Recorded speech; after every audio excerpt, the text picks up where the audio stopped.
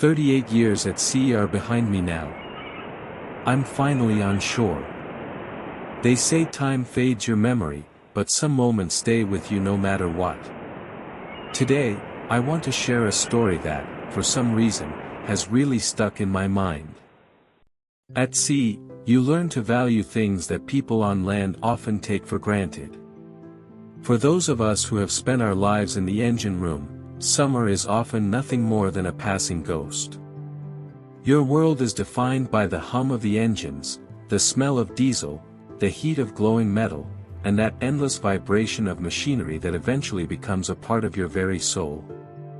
That is why those rare moments when you manage to get ashore in early June are so precious.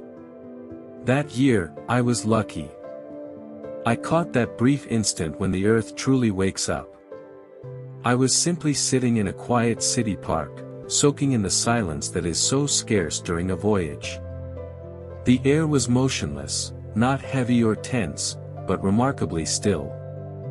I absorbed that peace like a sponge.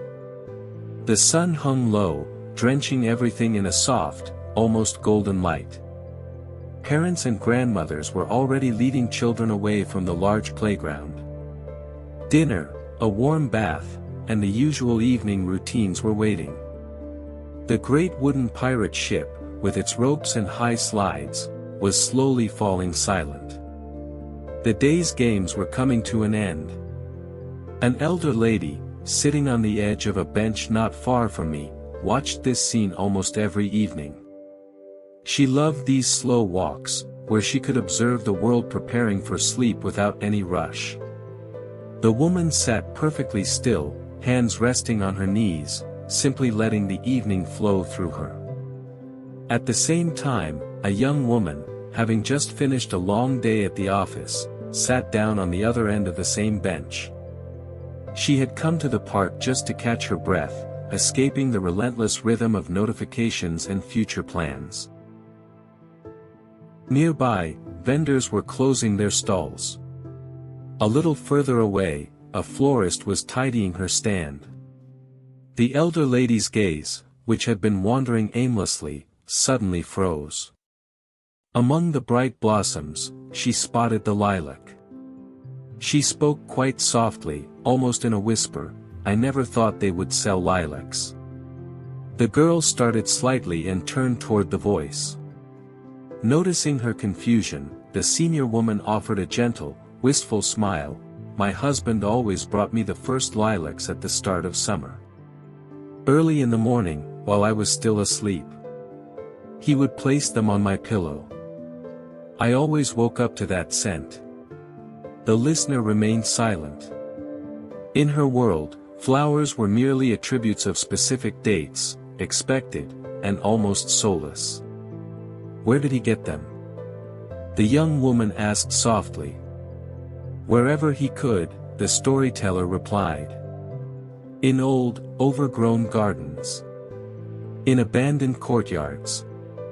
When he brought an armful home, we would always look for a flower with 5 petals. Usually, there are only 4, you know. But sometimes, very rarely, you find 5. It's like a gift. And when we found such a flower, we would make a wish." "And then what?" the girl asked.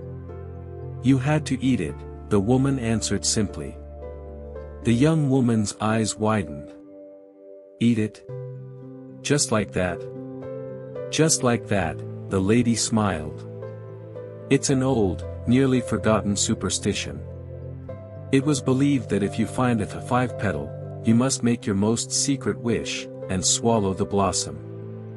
They say only then will the wish truly come true." They sat in silence for a while, letting the words settle. Then, almost simultaneously, both women stood up.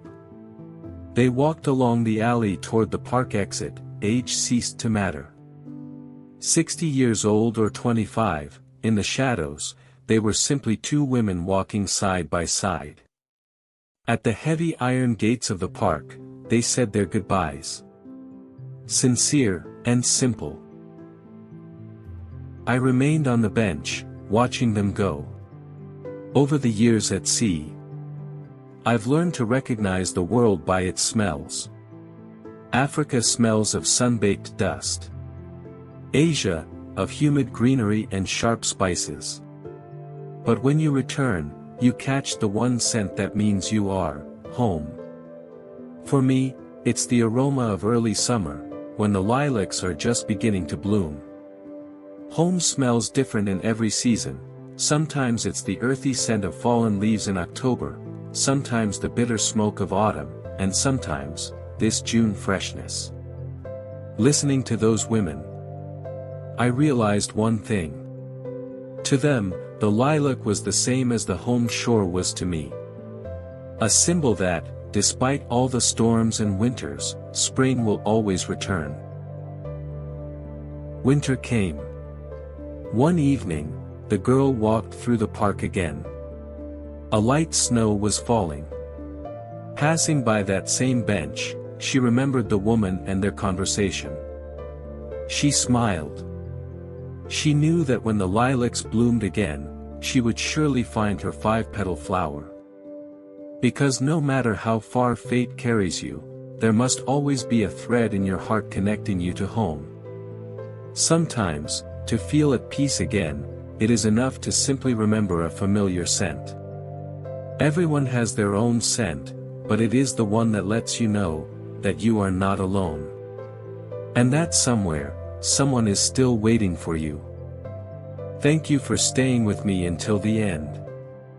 Over my many years at sea, I've worked alongside so many different people, and I've gathered quite a few stories along the way, both from my own experience and from those I served with.